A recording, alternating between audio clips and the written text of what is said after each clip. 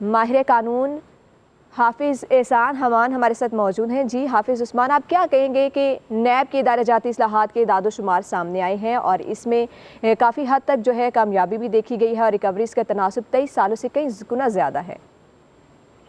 بسم اللہ الرحمن، بنیادی طور پہ کسی بھی ملک کے اندر جو انسٹیٹیوشن ہوتا ہے جہاں کے اوپر وہ پبلک آفس ہولڈرز کی اکاؤنٹیبلٹی کرتا ہے، اس کے ساتھ ساتھ اس کا میکانزم ایک ایسا ہوتا ہے کہ جس سے یہ ہے کہ اس کے اندر ٹرانسپیرنسی بھی آئے اور اس سے جو ہے جس آبجیکٹو کے لیے بنا ہے اس ملک کی گورننس بھی جو ہے وہ بہتر آئے، تاکہ لوگ جو ہیں اس کی ریسٹرکچرنگ جو اس نے کی ہے انسٹیٹیوشنز کے اندر یا اس کے اندر کرپشن کو روکنے کے لیے یا ٹرانسپیرنسی کو فروغ دینے کے لیے جو چیزیں کرتا ہے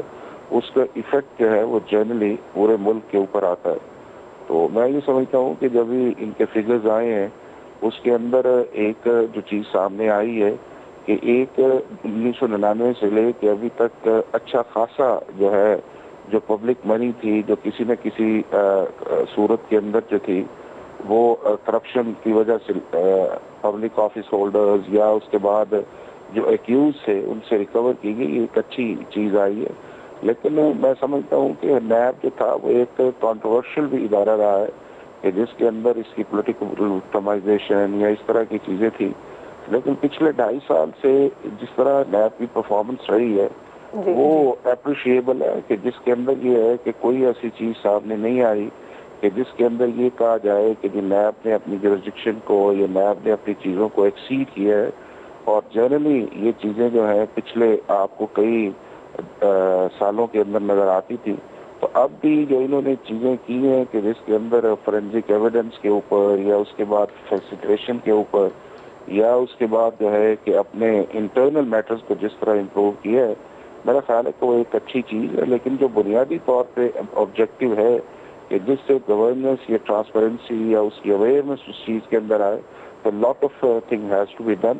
اور اس کے لیے میرا خیال یہ ہے کہ نیب کو اور ایکٹیو طور پہ ہونا چاہیے اور ٹرانسپیرنسی کے ساتھ کام کرنا چاہیے۔ بالکل یہ احساس نہیں ہونا دینا چاہیے کہ وہ کسی کو پولیٹیکل وکٹمائزیشن کرے گا یا اس کے بعد یہ ہے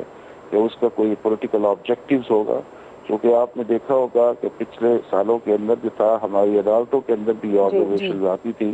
کہ نیب ایک پولیٹیکل انجینئرنگ کے طور پہ استعمال ہوتا ہے۔ یہ نیب کے اندر جو ہے ایسی چیزیں ہیں کہ جو اس ادارے کے مینڈیٹ کے خلاف ہے۔